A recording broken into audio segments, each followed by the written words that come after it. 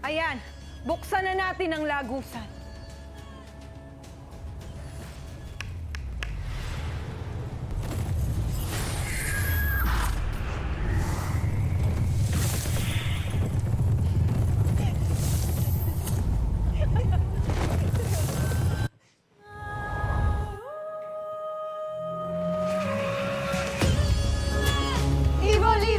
Encantadia! Abisala mga kapuso! Yara! Mga kapuso! Kasama ko na nga ang tagapangalaga ng brilyante ng lupa, Sangretera. Abisala! Ang GMA's Prime Gem natin, Bianca Umali, everyone! Yara! Hello po! Sangretera, good morning! Ito pala. Ayan ang Hanap bato kayo, mo! ang laki, Isang napakalaki ng magandang brilyante. umaga po sa lahat ng mga manonood ng unang hiling. Yan. Alika, samahan niyo muna ako dito, mga sangre. Grabe, napaka-powerful po ng umaga natin ngayon. Ang dalawang sangre po na may mga dalang brilyante ay kasama Hello, natin. Abisala. Hi, Bianca Abisala. Welcome to Unang Hirit. O, bumati ka muna sa ating mga kapuso. Sa lahat po ng mga kapuso na nanonood ngayong umaga. Ano mo yan? Good morning sa'yo. Good morning! First of all, congratulations. Dahil nga sa nalalapit na world premiere ng Encantadia Chronicles sa Sangre. Kamusta? Kamusta ngayon pa lang? Marami nang nag-aabang talaga. Sa totoo lang, ngayon, kabado kami. Yun naman yung lagi namin sinasabi. Pero yung kaba namin is on the same level of how proud we are of our project. Kasi 2 taon ito ng buhay namin. I heard.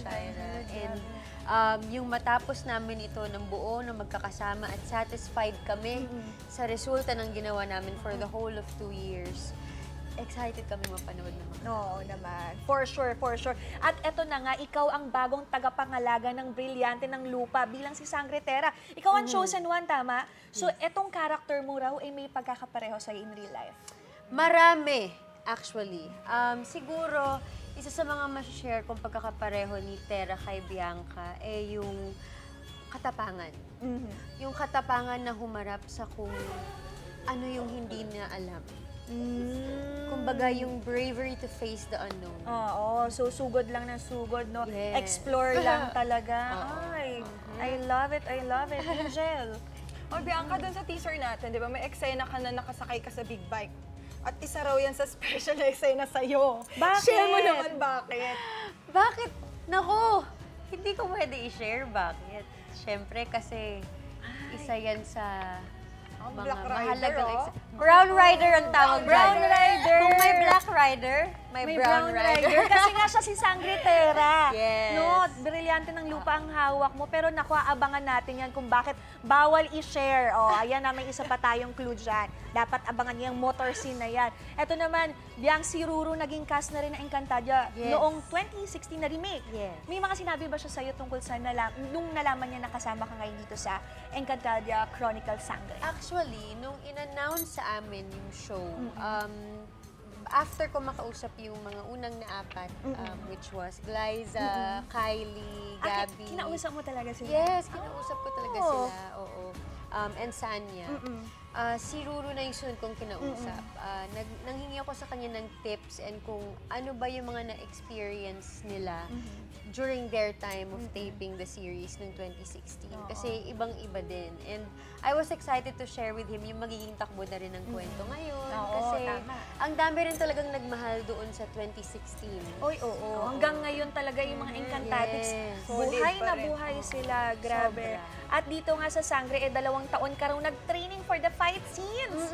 Wow! Grabe, ano ba yung pinaka-challenging dun sa naging training na ginawa mo?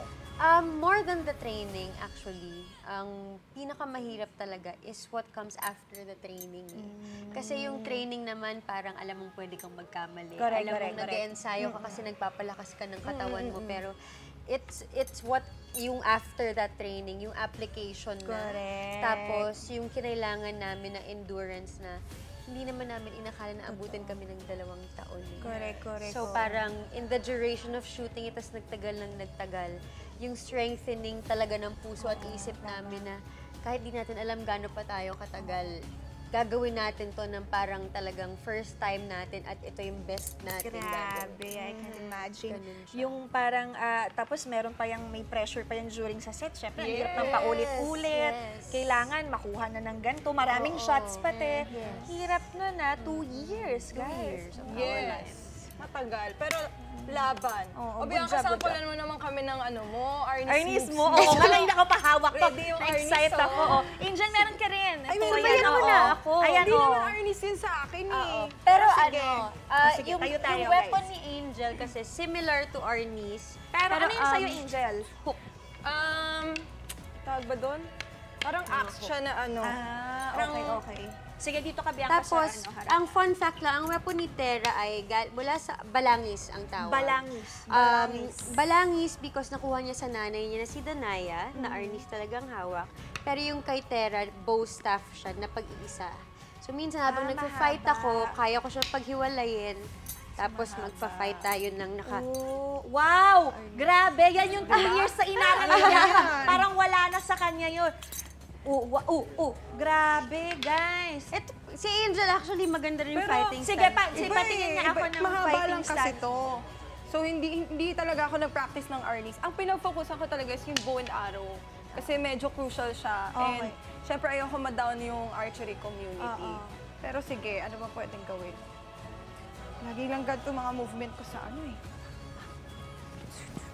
Na-apply Dati na niyo yan sa kapag may kalaban kayo mismo? Yes. So minsan, kapag nagfa-fight kami with our, meron pang, pag nagfa-fight kami, we get to collaborate with our fighting directors, with our directors and everyone else. So, meron kaming freedom of really playing also with our Pero fights. ikaw, meron kayong parang finishing move. Ikaw, bilang Yes, Tera, meron. Pero, gamit tong anis natin. Pwede as mo bang Tera mapakita? kasi, ang finishing move ko is bow staff Okay. Hindi ko siya magagawa, pero sa media ko, napakita ko siya. Ito yung galing dito, ganun. Oh! Pero dapat bow staff. Bow Diretso staff. talaga yan. Kunyari, Diretso kunyari yan, siya, diretso. Balilat siya ngayon. Pero, ayun o, kasi. Ang galing. Thank you. At isa rin nga sa mga gusto namin matutunan ng salita sa Encantadia na Enchanta or Enchant. Yung Enchant. tawag, balik na tayo dito po na. Thank you, Bianca and Salamat. Angel. Ayan o, yan yung ganyang pose. Yes, ito, yan. ito. Yan yung final correct, pose, Correct, yan. yan. That shows and one. So, syempre, bilang kayong dalawa ang sangre, Angel and Bianca, sa inyo kami magpapaturo. Unahin na natin yung pagbati sa Encantadia. Paano nga ba? Ang pagbati sa Encantadia ay simple lang. Ito yung lagi naririnig ng mga tao, which is Happy Ano ba? Kaya nyo yan! Magkakasundo kayo! Bakit happy birthday na sa inyo? Kanina ka. Birthday mo ba? Nagpansit ka kasi, Angel eh. Abisala. Abisala. Ayan. Yan ang Bati. pagbati. Yan ang hello Ah. sa Enchant. Pero, i-share ko lang din na this usually gets confused with Avisala Eshma. Yes. Kasi Ano yung pares Eshma may to? Avisala. Yung Alam ko Avisala na to. is plainly pagbati. Yung Avisala Eshma is thank you. Salamat. So, hello, thank you, gano'n. Yes, hello, thank you. So, no, Avisala is hello lang, and then Avisala Eshma is maraming salamat. Maraming salamat. Abisala Eshma, Yes. Bianca, Sangretera. Paano naman sabihin ang mahal kita? Ano nga to? Ecoredeo. Yan. Ecoredio. Ecoredio. Ecoredio. Pag nagtitaping kayo, meron pa ba rin bang nabubulol sa inyo? Meron. Hindi Meron, mawawala oo. yan. Kasi Art na siya talaga. maliban sa Enchan, ang salita talaga ng mga sangre ay malalim na Tagalog sa mundo ng Encantadia. Malalim kang mag-Tagalog. Oo. Although si Tera, abangan din niya. Meron din? May twist din? May... Tsaka actually si Angel, bilang si Dea, meron rin siyang Mini ibang Ave. ligwahe Galing na ako dala. Mini Ave. So, mas ginagamit ko yung Mini Ave na kesa sa Enchant. Si Tera naman, Hindi ako galing nag-e- siya, exposed siya sa mundo ng mga tao, kaya yung salita niya ay hindi rin purong Enchan. Oo. Ito naman, ang panghuli, ano naman yung Enshan sa maligayang kaarawan? Ito Ayan. na. Sige. Ayan na. Angel, sige Go na ahead bilang lang. It's kanina, your binati time. muna kami ng happy birthday. Excited ako. Sino may birthday? Hasne Ibolive. Kung sino man ang may Yan. kaarawan dyan, Hasne Ibolive sa Hasne inyo. Ibolive. Uy, nakakatuwa na talagang meron kayong sariling language kasi sariling mundo nyo rin. Sobrang fascinating na may nabuong totoong ibang mundo talaga ang Totoo. Encantadia from 2005 na may sariling lengguwahe. Oo. It's fascinating. So, Kaya talagang kinapitan ng mga kapuso natin kasi bihira lang na meron dito sa Philippine Television na Yes. may sariling mundo na nagawa, no, napakita para sa mga audience natin. Alam nyo, excited na ang lahat na mapanood itong Encantadia Chronicles Sangre. Bianca, Sangretera, imbitahan mo na ang mga kapuso natin. mga kapuso, ito na po ang bagong yugto. Kami po ang mga bagong tagapangalaga ng mga brilyante at meron pong bagong tagapagligtas. Makikilala na po ninyo kaming lahat dahil sa pagbabalik ng pinaka-inaabangang telefantasya ng buong bansa. Masasaksihan na natin ang bagong bihis ng Encantadia at pati na rin ang mga bagong tagapangalaga ng mga brilyante. Humanda ng masulyapan ng mahiwagang mundo ng Encantadia Chronicles, Sangre. Handog po ito ng GMA Network sa ating ika-75th anniversary, ang Encantadia Chronicles Sangre. Mondays to Fridays po yan at 8 p.m. sa GMA Prime ngayong June 16. Yan, oh! Abisala Eshma Sangretera! Abisala and Eshma. Sangredea. Okay. Sangretera GMA's Prime Gem. Bianca Umali, thank you so much! Thank you, Bianca. Ikaw, hindi ka pa nakasubscribe sa GMA Public Affairs YouTube channel? Bakit? Mag-subscribe ka na, dali na, para laging una ka sa mga latest kwento at balita. I-follow mo na rin ang official social media pages ng Unang Hirit. Salamat, Kapuso!